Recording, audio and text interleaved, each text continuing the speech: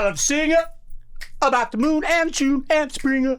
I love to sing about the sky so blue and a T for two, anything with the swing. And I love you. And I love. Wow.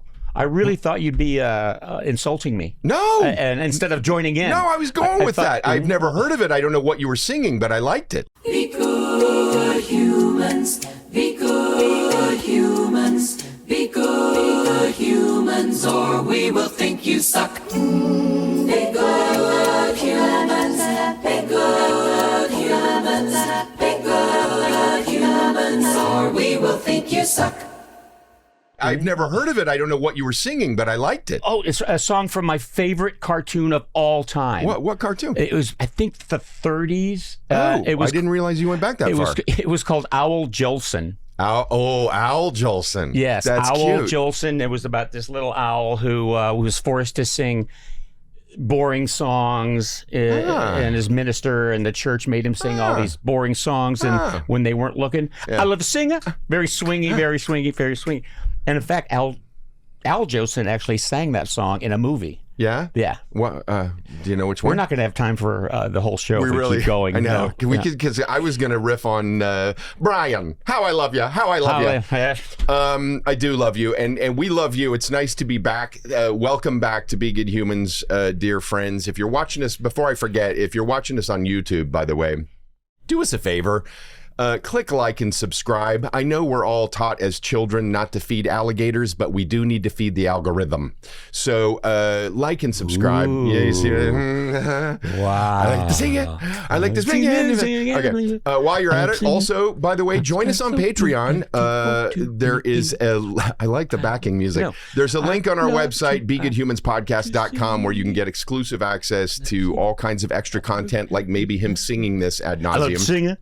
About sky so blue. Okay. We should move on. Join us there. By the way, we've also just dropped a couple of bonus episodes that you can't see anywhere else. So go do that. But that's not, I don't want to talk about any of this. I don't even want to talk about Al Jolson. Can we talk about parenting? You can talk about anything you want to talk about, bud, but I just think it'd be a little lopsided since you have 3 amazing children and I'm not a parent. Well, let me, not in this state that I know of. But yeah, we can talk about parenting. Can we please? Because I know we've done it a little bit before, but also, you know, because for a good reason, our parents were the OG good humans in our lives. Very much so. And I know it's clear that we both loved our parents very much. Sadly, your folks are no longer with us. I lost my mother a few years ago. I'm blessed to say I still have my dad around. But I would love to hear more about what you love the most about your mom and dad, about your mom, about your dad, but also about them as a couple. I think there's not a most in this. What I love the most, there are just many, many, many mosts. Do tell. First of all, I was kind of lucky that it was lucky for me because my parents were very young when they got married. And that means I kind of got to, as I grew up, watch them grow up. Sure. Okay. So my dad was 17.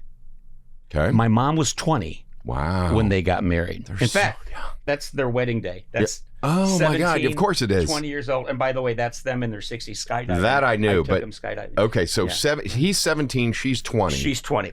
There is a photo that was actually statewide. This is it came out of Kewanee, Illinois, the town I was born in, and basically my whole family. Small town. But there's a photo that went statewide in all the newspapers. It's a photo of my father sitting on the end of the couch holding his first infant child, my sister Debbie. Nice. Next to him is his mother, my grandma Phelps, which is, there's a picture of her there too. Okay. Next to Grandma Phelps is a picture of her mom, Grandma Miller. Next to Grandma Miller no way. sits her mother, Grandma Morris. 5 generations. That's incredible. 5 generations. Wow. Yeah. That's like newsworthy stuff to have that many people together. And it was. They were so proud that it made, the paper statewide. But so mom and dad had me when dad was 22. I can't even imagine this. They had my younger brother Jeff when he was 24. So 3 kids before the age of 25. Are you kidding me? No, I mean, I can't conceive of that. I think they just made 20-somethings different back then. Yeah. But that's amazing. And then they were together for many years, your folks. Until the day. Wow. Yeah. Wow. And it's still, they were so much in love. They were so incredibly in love that even, in their 60s and then pushing 70 and 80, that if cars still had bench seats, Mom would be sliding over. Okay. They held hands. Dad called her pretty lady. They were incredibly love this quick story. And I just thought of it. It wasn't in my notes, but she had a sister. My mom had a sister, my Aunt Darlene, and who lived out here with her husband in California. Yeah. And Dad said, if you want to fly out to visit your sister, I can't get away from work, but I'll take care of the kids and I'll do this. Oh, she was so like, oh, thank you. So she flies out. 2 days go by. Yeah. And they get on the phone just to say hi. How's it going? Sure. And Dad, she could tell by my dad's voice that he was sad without her. Probably sad by taking care of us too, yeah.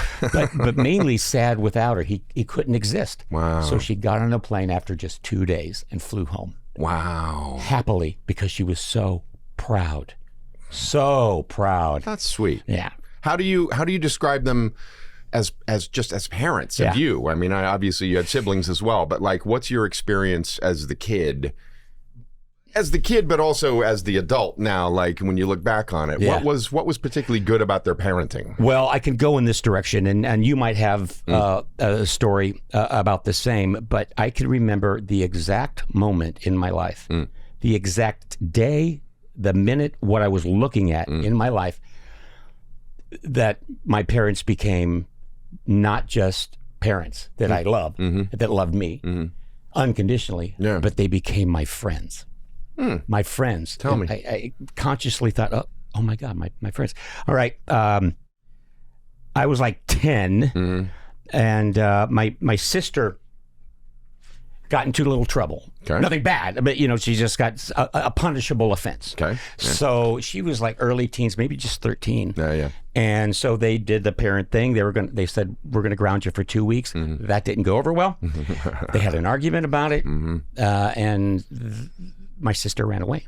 Oh, wow. Yeah, she ran away. Okay. So there we all are sitting in the living room, no TV, no radio, nothing going on, just dead silence. And I'm looking at my parents at 10 years old. The worry, the concern, they were destroyed. Yeah. And they were just staring, and I could actually see the gray hairs growing out of their heads. This is a critical moment for you too, because you're all eyes. Very critical, and these are my heroes. Yeah.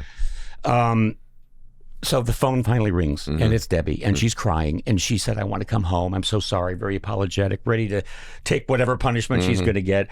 They were just thrilled. They were happy. Before Dad went to pick her up, Dad sat my brother and I on the couch, and he kneels down. So now he's eye to eye with us. And he said this, I'll never forget these words. He goes, I want you to know something.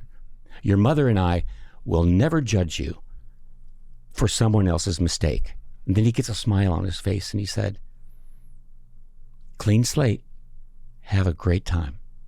Now, luckily I was just barely old enough to comprehend what an amazing moment that was. Yeah. That, he wasn't going to be judging us. Yeah, it's judgment free. Yeah, and become a different parent now that they had a child that ran away. Yeah. That was a major moment for me, and that was the day that I realized that they were my friends too. That's beautiful. That's beautiful. My family... I made it up, but yeah. I mean, it's even prettier. I'm kidding. No, my family did something that was certainly important and significant at the time, but in retrospect over the years has taken on even greater meaning for me. But we had a family band. Yeah. So there was a music room in our house, nothing, super big or special or fancy because we were strictly middle class, but like we had a music room in our house, and my parents both actively encouraged this participation in a family band. And it was only for us, like we didn't play anywhere or anything, but there was a drum kit in the corner of the room that was for me, and my sister would play keys on a little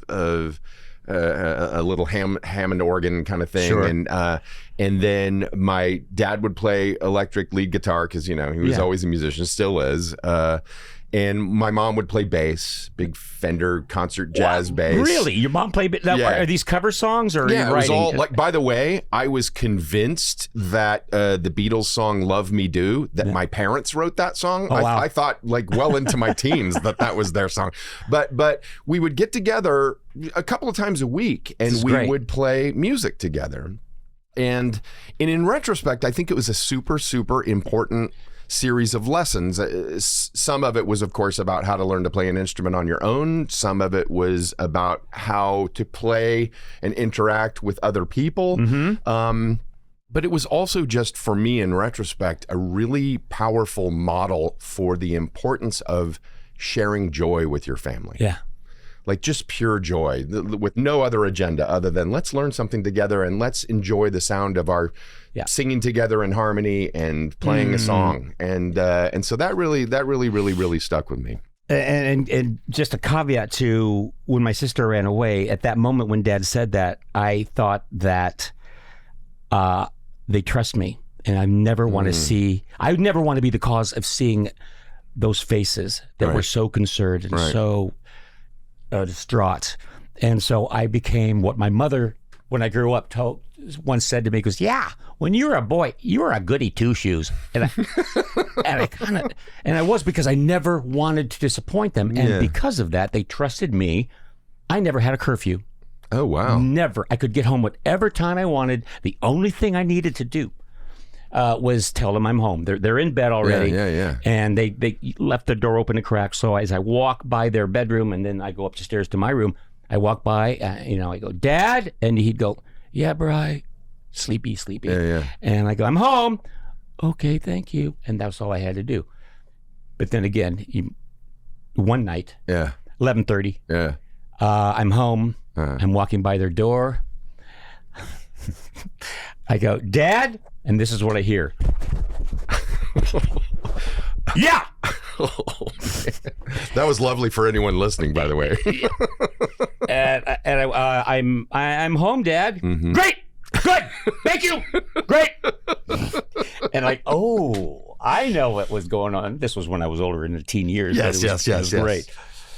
See, here's the thing, though. You've just helped me make my point, which is that it's easy for us to idolize our parents as parents, the people who just took care of us without judgment, in the most ideal senses. But it's also, I think you can make a pretty good argument that it's important for you and me and for all of us in our efforts to be good humans to sort of, at a certain point, start to realize and accept that as good as our parents were, and maybe still are in my case, they were also just human beings trying to make their way through the world, right? They were still living their lives. Yeah. They're still wrestling in the covers or whatever. I said, I grew up with them growing up. Right. So were there times when you, as an adult, as you got older, where you suddenly started to feel a little more clarity about your folks as people, kind of a different kind of respect for what they had gone through, or when they felt maybe more humanized in a way? One of my favorite times, like you in the family room, is they became my best friends. Better friends than you, better friends than Dan. I mean, my best friends. Yeah. And I didn't know a lot of kids that could say that. No. But one of my favorite times is we would always play poker, sitting around the table playing a poker, dealer's choice. Yeah. And every holiday, every family get together was just 4 or 5 of us, whoever was together, and they'd have a cocktail or something, and I'd start asking them questions, and once they're loose, they would inform me stuff I didn't even know. Yeah, they opened that's up. why that happened. Oh, when you were dropping us off at Grandma's house every Saturday night, we were going to a hotel. Like, that kind of stuff. That makes all the sense in the world to me now. Right. And so they were open about that, sharing that kind of stuff. Now, you being a parent, though, I mean, do you think that your kids are, the youngest, Cosmo is... Yeah, he's 20. 20. Yeah. And have they reached that point yet where they see you as not just a parent, but a human being? I hope so, because I've been pretty open with them about, like, my mother, for example, an incredible woman, one of the most creative, talented people I've ever known, a brilliant writer, taught me how to read when I was a kid, just a very powerful creative influence in my life, but also an alcoholic. And Thankfully, she finally got sober after a pretty long run of some ugliness. But then she didn't just get sober. She went back to school. She got double master's degree. She became a Presbyterian minister. She wound up helping thousands of people, literally. Wow. And I've always been very open with my kids about that in order to not only humanize a grandparent, but just humanize myself, hopefully, in that process. But I'm probably not the best person to speak about this. I don't know whether they see me as a human being or not. What you should do sometime is maybe invite one of your kids in. I know where this is going. You really should. Yeah, invite one of your kids. Oh, I love them all equally, but I guess my favorite is because he's also a DJ at a radio station in college. And I've seen some of his stuff, and it's brilliantly funny and wonderful. Cosmo. Yeah. I'd love to. Why didn't you bring Cosmo? Cosmo. Maybe I did. Really? Yeah. Oh. Well, we have a guest coming up, but can we talk to him really quick? Can we squeeze him in? Yeah, let's do. Come here. Cosmo, ladies and look. gentlemen, Cosmo Calloway. Look at that. Hey guys, how's it going? Hello, handsome. Is everybody in your family gorgeous model type? Look at It this. has nothing to do with my genetics. This is his daughter. This is Clem. Yeah. And Crockett's over here, right behind you. Jeez, movie stars, all of them. Cosmo's home for the summer, and I dragged you along. Sorry. You did. No, I'm happy to be here. Hi guys. Hi guys, Hey, welcome Brian. to the show. All right, I can assume just by seeing you two together. I'm starting to sweat. Hey, go ahead. I did have. Well, okay, since you said that, I did have a question. It might be a little too. Yeah, don't ask it. All right. No, Brian, ask it. Okay.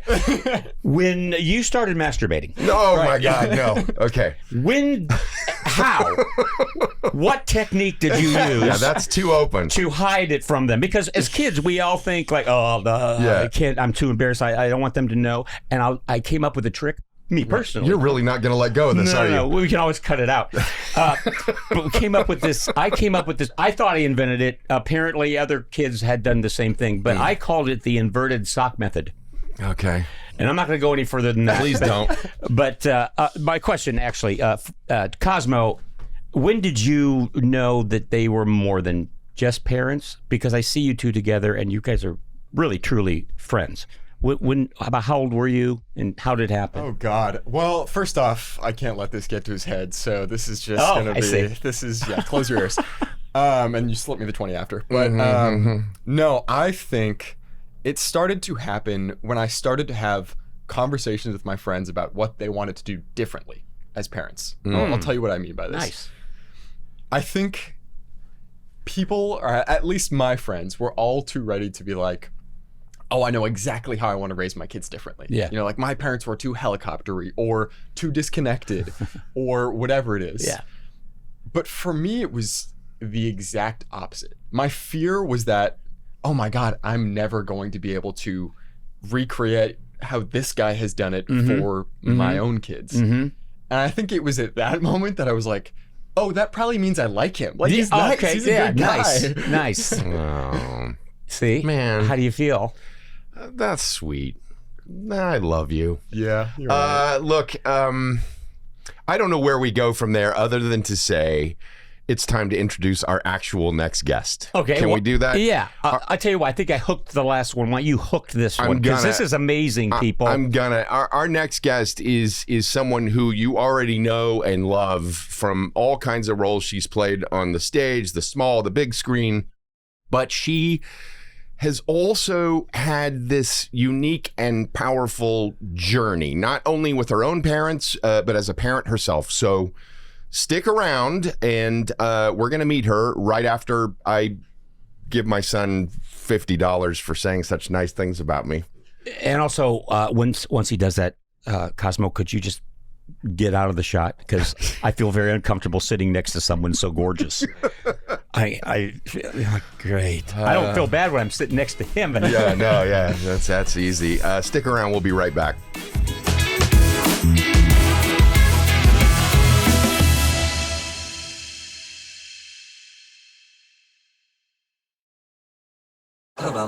Be good humans, be good humans, be good humans, or we will think you suck. And we're back. We are. So, Trey. Yes. I would like very much to introduce the one and only Amy Brenneman. Talk about humanizing. She is completely and totally slumming it to join us today. We are absolutely not worthy. Amy Brenneman, my friends, is a Harvard-educated writer, director, producer, podcaster, teacher, and Emmy, Golden Globe, SAG, People's Choice, TV Guide, Peabody Award-nominated actress with an astounding array of credits. We're talking about Judging Amy. Boom. Casper. Boom. Heat. Boom. It's going to be a lot of booms. NYPD Blue, Frasier, Fear, Goliath, Private Practice, Daylight, The Leftovers, the Jane Austen Book Club, Tell Me Your Secrets. She's currently starring in one of my favorite shows of all time with Jeff Bridges and John Lithgow in The Old Man on Hulu.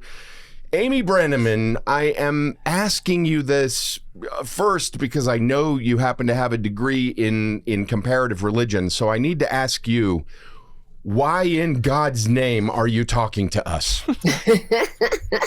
It makes no sense, but we're delighted to have you here. Thank you for coming.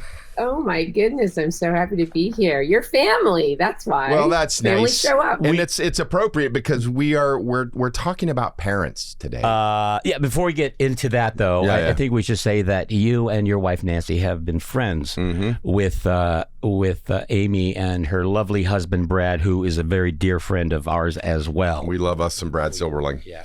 But yeah, Amy, we're here with you today, and we're talking about parents and parenting, and I wonder what you would be willing to share with us about your own parents. Sure. My parents were extraordinary people. They've both passed away now. I helped them both transition, which was really an incredible honor. My parents met at Harvard Law School. My mom was in the first class of women there, and she went there to find a husband, which she did. So I love the fun fact, she was in the first class of women, but they actually were the first married couple ever at Harvard Law School, which is an even better fact. Oh, wow. They were madly in love and were till for 65 years. My parents, so it's interesting. It's kind of, I was listening to you, Brian. It's sort of the opposite where they didn't get married so late. I think my mom was 25, my dad was 22, but they wanted to finish law school. My dad had to go in the army, and then they had a hard time getting pregnant. So they desperately wanted kids. So that we always felt, and they were actually just about to, I think there's some crazy story. They put in some papers to adopt. They're like, it's not going to happen. And then the day they got we found you a kid, my mother was pregnant. And so we I have two older brothers, and we were very much wanted. You know, it was not taken for granted that they would be parents. And I got the pole position as the baby girl. So I can honestly say from the get, we were desired, wanted. They both came from pretty shitty backgrounds. So they definitely were like, we got to not only do it differently, we have to figure out like, how do you do holidays? And they just were. Wow. And so they really, these traditions that I thought were like generations, my brother and I were like, God, they just made that up. Right. Like you're a kid. You're like, it's always, this is the way we do holidays in this family that you just made up. But they were winging it. They were winging it from the beginning. Yeah. They were winging it. Yeah, they were winging it. And, I would say as individuals, two things. I mean, there's many things to say about them.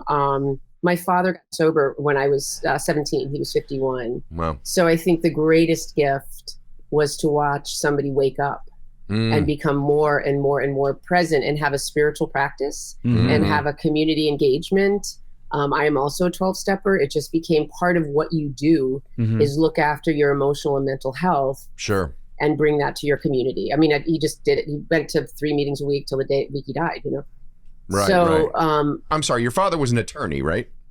Right. So my parents was an attorney. My mother was a judge. Right. So you didn't get away with anything growing up, probably. We did not get away with anything. Yeah. But although it's interesting, Brian, my brother, Matthew, who now is also an attorney, he was a pretty rowdy kid and sold marijuana and did this and that in high school. I was like you, but I wouldn't say I wouldn't report, like, I didn't want to cause them problems in such a positive way. I think it was just like, oh, these poor schmucks. Like, I don't want, so it took me a while to be rebellious, to be a full human. I just I was just in this good girl straitjacket a little bit. Were they strict? Were they strict parents? Like one way or the? No, it was very similar to what you're describing, because I had an older sibling who had pushed the boundaries a little bit. Okay. They weren't super strict. I mean, they were trying to kind of hang in. No, and I didn't have a curfew, same deal, because they weren't strict. We were just all fucking codependent together. Oh, I'm sorry, that's the F-bomb. But I mean, I didn't want to cause them problems, but not in a way that it didn't allow me to actually rebel and individuate and do the things you have to do, and which I did a little bit later. How did they feel about you getting into acting? Was that something that was completely supportive at first, or? Well, it was. I broke it to him slowly, and it broke it to myself very slowly. I mean, I grew up in Central Connecticut. I didn't know anybody in the business. However, I started doing plays when I was 11 and was always happiest when I was. What I love is collective art making. That's just, I love it. I love it. I love it. Yeah. So I was in plays. I think I was just talking about this to a friend the other day. At 17, if I had said, I'm not going to college, I'm going to New York, they would not have, but I went to college, I got a degree. At college, we, my dear friends that are still my dear friends, we formed a theater company that we were on the road for about 6 years. And we worked with, essentially marginalized communities, creating theater projects. So, and I did do a lot of teaching. So I was like, I was kind of acting, but I was kind of a social worker.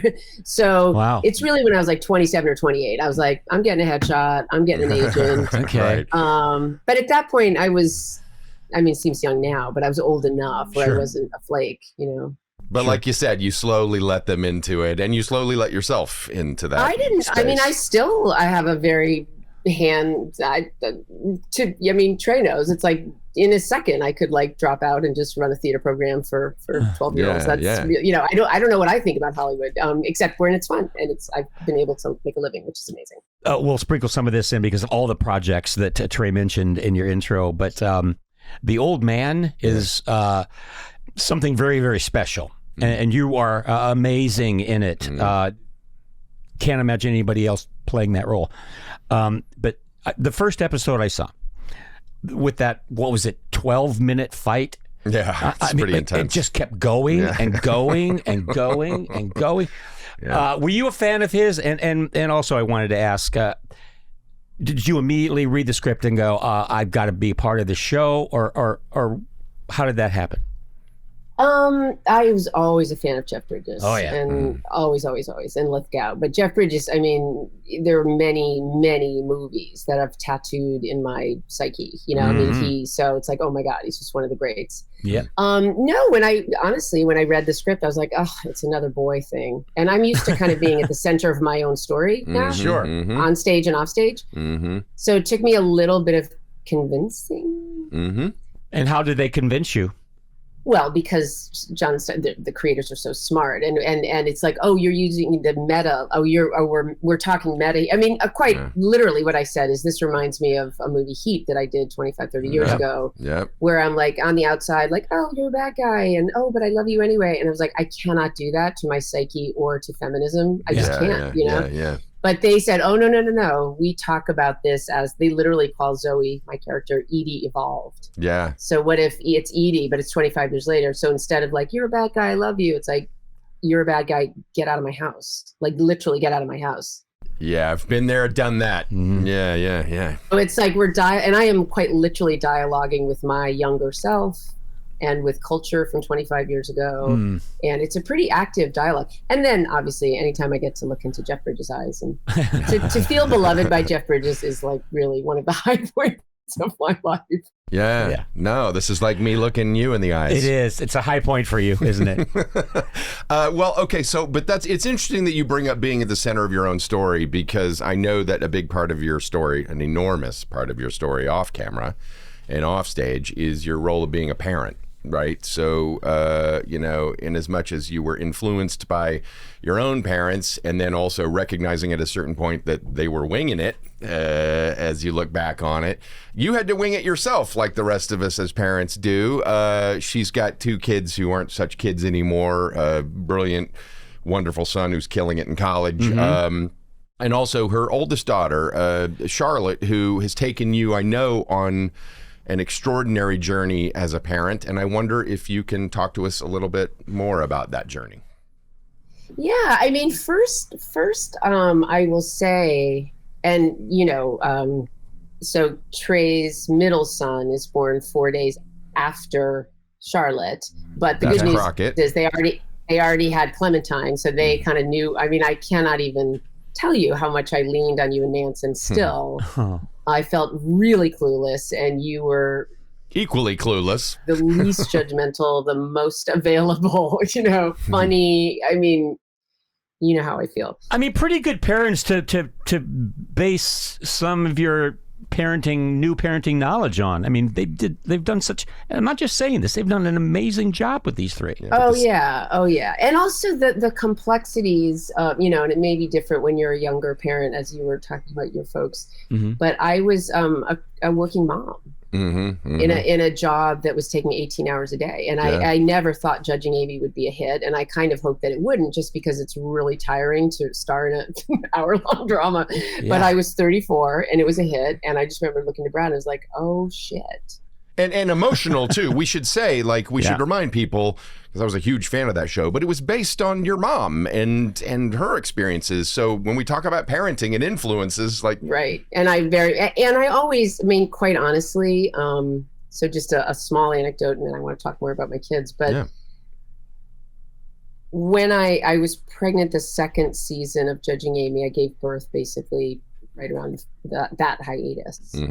And then I came back when she was 4 months old, and I was nursing. And because I was so stressed out, the milk dried up, and the this and the that. And I did not want to be on a TV show. I just wanted to be with my baby. Of course. And every day I would come home from work and I'd say to Brad, what would happen if I blew out of this show? And, you know, he was always like, listen, your mental health is the number one thing. You know, you'd probably not be able to work for a while, or this or that. But then even at that time, and I do want to say this as an artist and as a woman who has an identity apart from being a mother, I realized that my creative, the playful, the person that comes up with the new ideas, my little inner creative is about 5 years old. And I realized with Charlotte, I was in fact having my 2nd child, the first one being myself. And if I just ditched my show, that's when parenting goes sour. I mean, I had an alcoholic, you know, father. I mean, things can go really wrong if we abandon ourselves entirely. That's true. To try to be a good parent. Now, was the balance in my life was completely whacked, and it was like, this is not ideal. But I had that wisdom of like, hold up, this is my first child was Judging Amy, basically. You know, it came from my whole psyche. Yeah.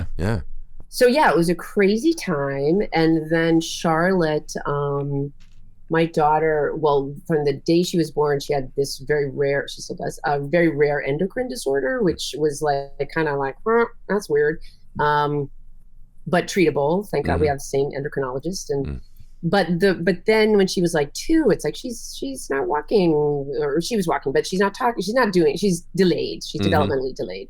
So that really started us on this journey of special ed and finding the right schools and finding the right this and that, which was an incredible down the rabbit hole of an Alice in Wonderland that I did not know existed. I didn't, and that's when my parents, my mother in particular, had such a long journey with Charlotte, because in my family, it wasn't about being beautiful or athletic prowess. You know, families have different ways of gauging themselves. Sure. In my family, it was really intellectual prowess. And here I got this kiddo with an intellectual disability. Right. That's tough.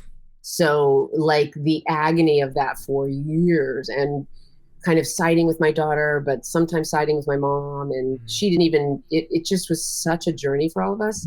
It's a lot to navigate. Yeah, we're in a completely, and also So Charlotte, basically the end of that story is she has a very, very, very rare chromosomal abnormality, which 1,400 people in the world a couple of years ago, I'm sure there's more now, very rare. So in the world, 1,400 in the world? Yeah. Yeah, I mean, there's going to be a lot more, to be honest, because folks that maybe she's never been in the autism club because just her disability is different, but it's all because of the Genome Project, right? It's just a blood draw. So there's going to be lots of folks that go like, oh my gosh, I finally have a name for this thing. But if it's called Phelan-McDermott syndrome, and if you go on the little website, Charlotte's like a superstar. Like, it's like, oh, many Phelan-McDermott folks like don't have any language, never toilet, never this, never that. Right. So then it became like, as my brother put it, he's like, oh, she's been running a marathon with one leg, and we don't know because neurobiology is so hidden, right? Yeah. She has what you call an invisible disability. So then I began to parent her so much better. I stopped comparing her to the wrong people. Right, sure. Yep. And so I think that's the other thing when we talk about parenting. I parent my children very differently. They need different things from me. So I also think that's part of it. Sometimes people can have a big jolly, I grew up with like really big Catholic families because Central Connecticut, lots of, 7 kids, 8 kids. Some good things about it, challenging, but I think the idea it's like, I parent all my kids the same. It's like, that's not good because everybody's different. That's right. I mean, it is something that you don't, again, when we talk about winging it, like you experience this in just within your own siblings and seeing the way, here's the sister who runs away, here's the way my dad handles me and my brother. Yeah. Like you recognize pretty early on, I think, if you're trying to do the best job you can as a parent, you start to recognize that the same rules don't necessarily apply to these very different people. Does that go for like the way you communicate with them as well as the decisions you make? 100%. I always say, Clementine and Crockett and Cosmo all come from the same gene pool, but they are all radically different human beings. And that's fun for you, isn't it? I mean, it's once fun, you get it. But it's also, as Amy is speaking to directly with Bodhi or Charlotte, like these are two different people and you can't, it's not one rule applies to all. You kind of have to figure that out and negotiate that situation. So once you finally were able to understand what Charlotte was up against, like you say, your brother running the one-legged marathon, like then you were able to sort of, you think, more effectively parent her and maybe then I was talking to somebody about this the other day, like I'm just so much happier getting older. I'm happier when my kids are getting older, and it wasn't like, and I loved when they were babies, but I never am nostalgic for that time because in my experience, in my family's experience, there was so many unknowns and honestly, when you have a loved one with a disability or a kid with a disability, it's like, how does this look like in adulthood? Patriarchal capitalism is not built for people that aren't going to make a living wage. What does it look like?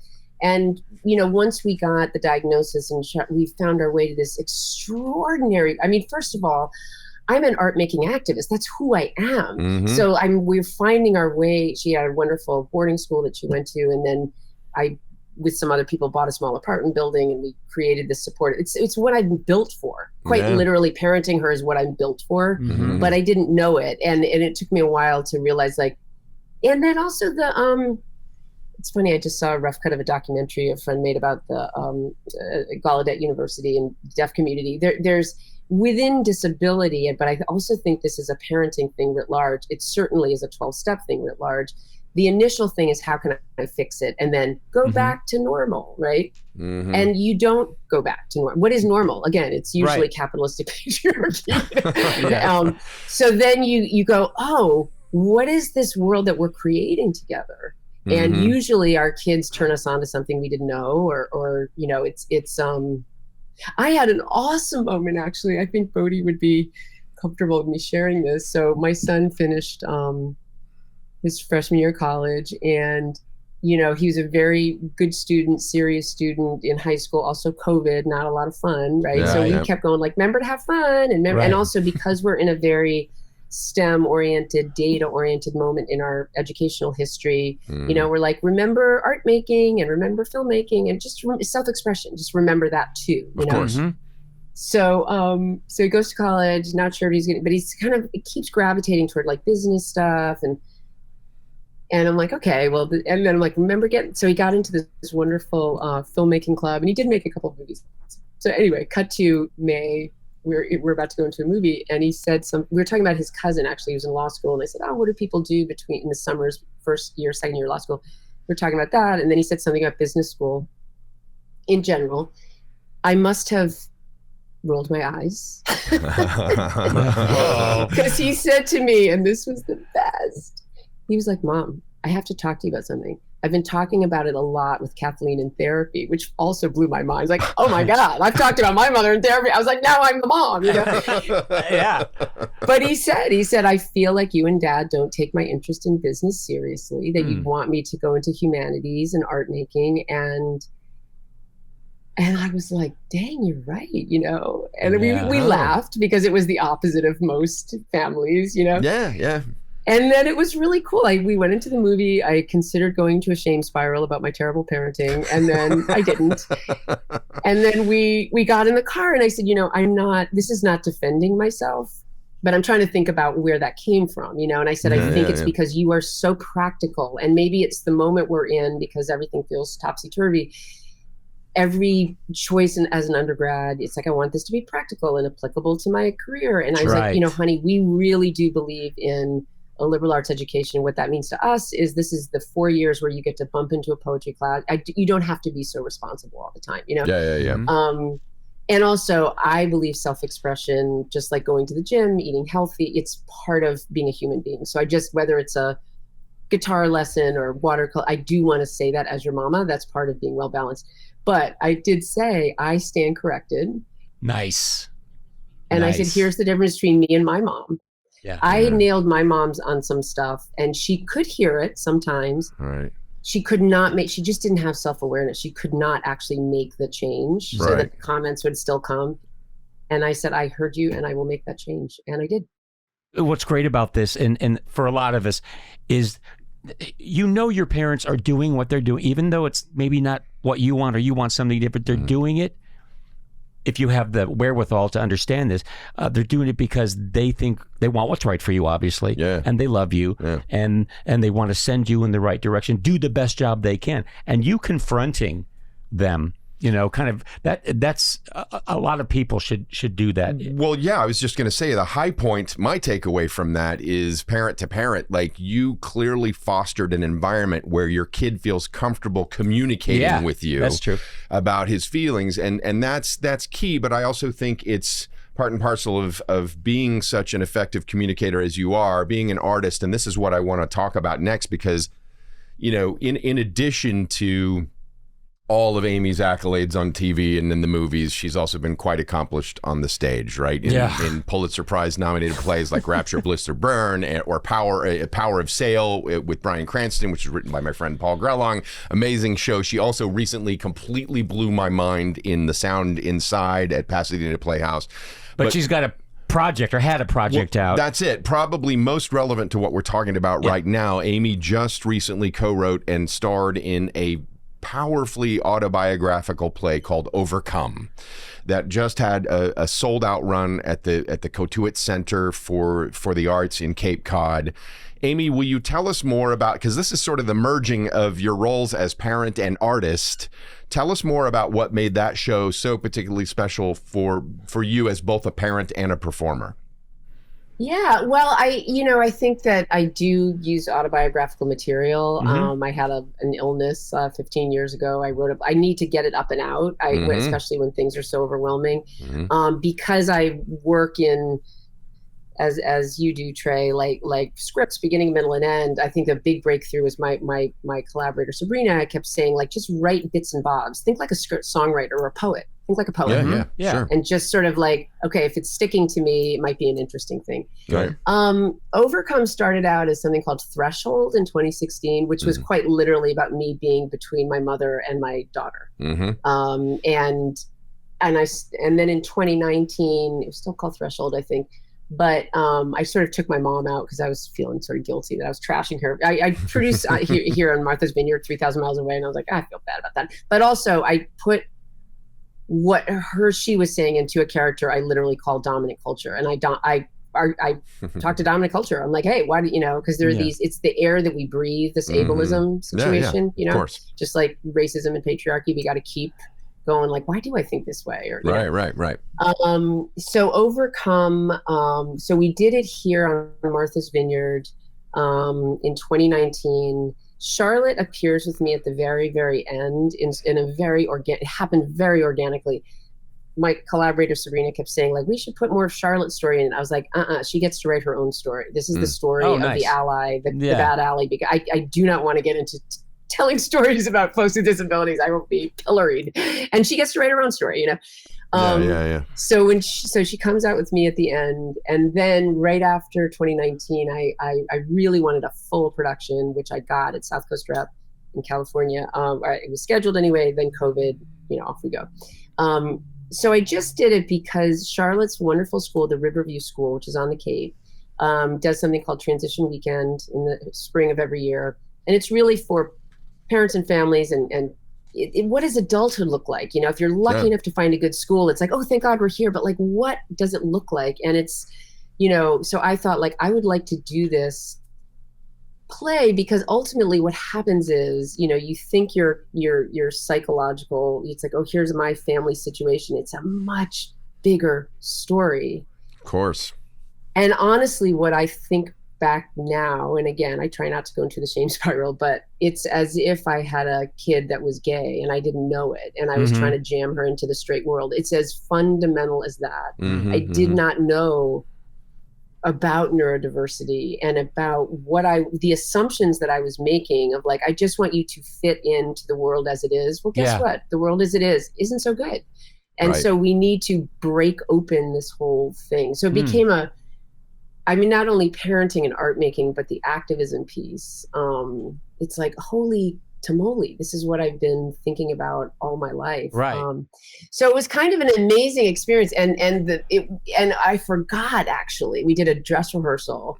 People come up to me, but they really come up to Charlotte with tears in their eyes. They need to hug her. They need, So I said to her after that dress rehearsal, I was like, honey, I kind of forgot how emotional people are after this. And if it gets too much, if you don't want to be in the lobby, there's other private places at the theater you can hang out. I mean, Trey, you would not like Charlotte, because Charlotte can get sensory stuff, overwhelmed. She literally she knows, it's like a politician. Thank you for coming. I'm so glad you liked it. Here's like, she intuited that her presence was an important part of this experience. Did she enjoy the being on stage part?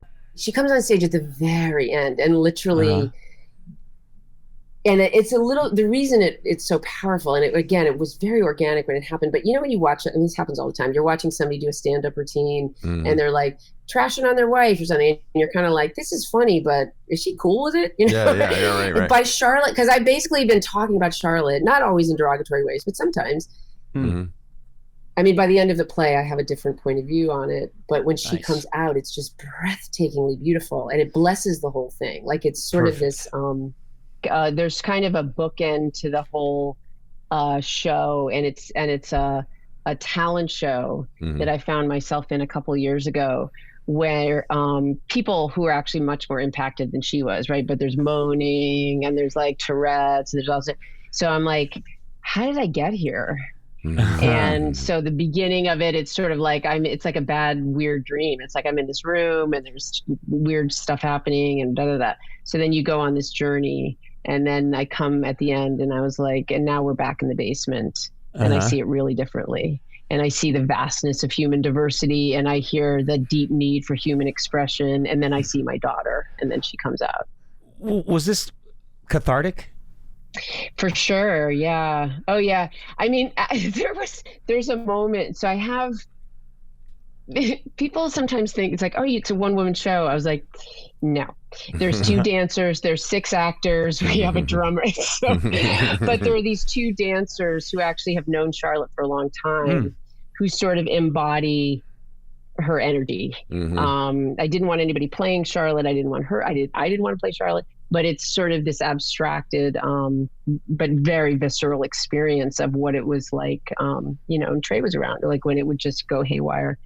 So there's a terrible moment that's sort of a rock bottom moment where it's like Thanksgiving dinner and my mom saying what's wrong with her and she can't sit and she's tantruming and then I scream and I I say like, why? Because we didn't have the diagnosis. So it's like, why can't you sit at the table? Why can't you do what other people are doing? What the fuck is wrong with you? Mm-hmm. And right before we were rehearsing that back in 2019, and Charlotte was just poking around. She hadn't gone to camp yet. She loves a rehearsal room. And Sabrina said, you might talk to Charlotte about the scene that's coming up. And I was like, and I turned to my beautiful 18-year-old. I was like, this is a scene about when you didn't have a lot of words and I didn't really know how to help you. And we were both really frustrated. And she was like, yeah. This is a hallmark of good parenting, is this kind of communication, regardless of how your kids communicate. Well, not to shy away from it, it's like we all lived through that and we are not there now. And so I think the catharsis is like, there's a thing that we were,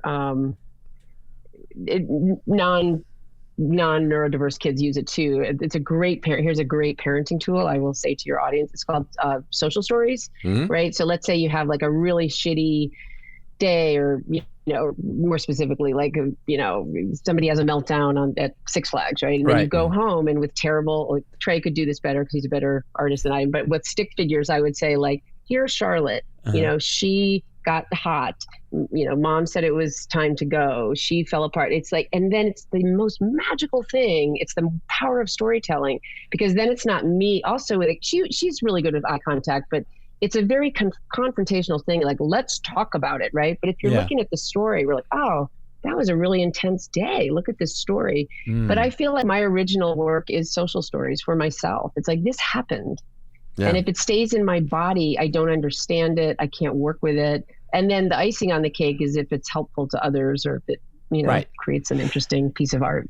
Do you plan to do another staging of this play? Because you mentioned briefly the other cast members, the dancers, the characters, and it just seems I've got to see this, and I'm not just trying to hook it for you, but I mean I really would love to see this. It was enthralling when I read about it in the reviews and your description of it. Yeah. I mean, we do need to figure out how to slim it down. But yes, what it made me, I mean, not to toot our own horns, but like when we did it in March, I was like, oh, this works. It's sturdy. We keep returning to it. It works. You know what I mean? It's like a song. It's like, oh, that works again, Yeah. And there's something about the abstraction, I'm such a language-based, creator, but really Sabrina, I've known Sabrina since I was 18. And she's a choreographer, and there's something about things going abstract, which is also something you can do a little bit more seamlessly on stage. You can do it on film and television, but it tends to be a little bit more literal. But like that thing when the feeling gets too big and it needs to go abstract or you go off language, that's a moment that's really interesting to me. Yeah. Well, listen, you know this, but I'm going to say it anyway because it bears repeating. You're an extraordinary woman, Amy. I'm proud to call you a friend, but I'm also proud as a parent to have been at least a part of your journey, but to hear you speak about it in such open and giving terms.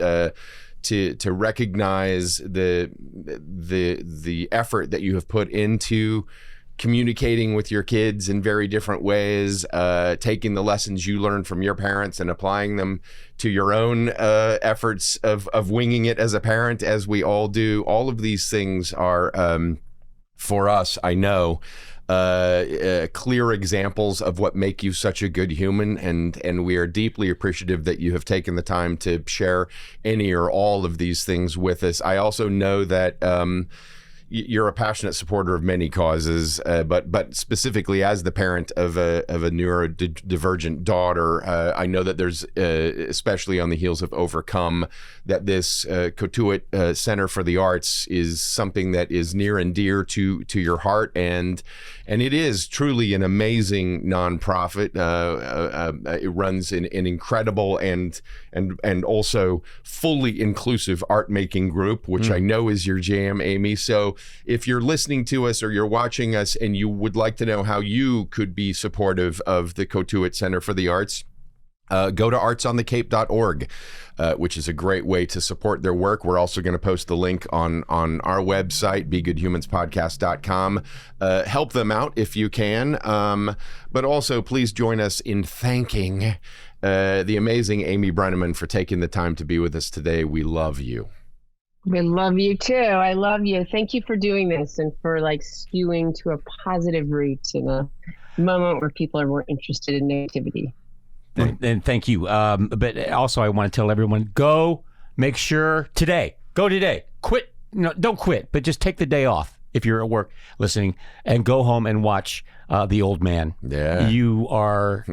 It's different. It's a step above. It's great. And again, Amy is wonderful in it. Thank you for being such a good mom. Season 2 on September 12th. We just got the announcement. Fantastic. September 12th, season 2. Am I in it or no? No. There's always hope for season 3, man. We'll hold on for that. Thank you very much, Amy. Thank you. Be good humans. Be good humans. Be good humans, or we will think you suck. Hey, everybody, if you haven't already, go to begoodhumanspodcast.com. There's going to be a little place there for you to make your suggestions. If you have good humans in your life, people you think we might want to talk to on the show. If you are watching us on YouTube, do us a big favor. Please click like and subscribe. That would be very helpful to us. Also, follow us on the socials if you don't already, at Facebook and Instagram and Threads and TikTok and X and all that stuff. And then if you feel like being an especially good human, join us on Patreon. You're going to get all kinds of fun extra stuff. Bonus material didn't make it into the show, some exclusive videos and posts. Super cool exclusive access to special stuff that you cannot get for free on the podcast or through our social media accounts. Thank you for joining us. And to you all, be good humans. Be good humans. Be good humans. Be good humans, or we will think you suck. Be Good Humans is executive produced by Brian Phelps, Trey Calloway, and Grant Anderson, with associate producers Sean Fitzgerald and Clementine Calloway in partnership with Straw Hut Media. Please like, follow, and subscribe, and remember, be good humans.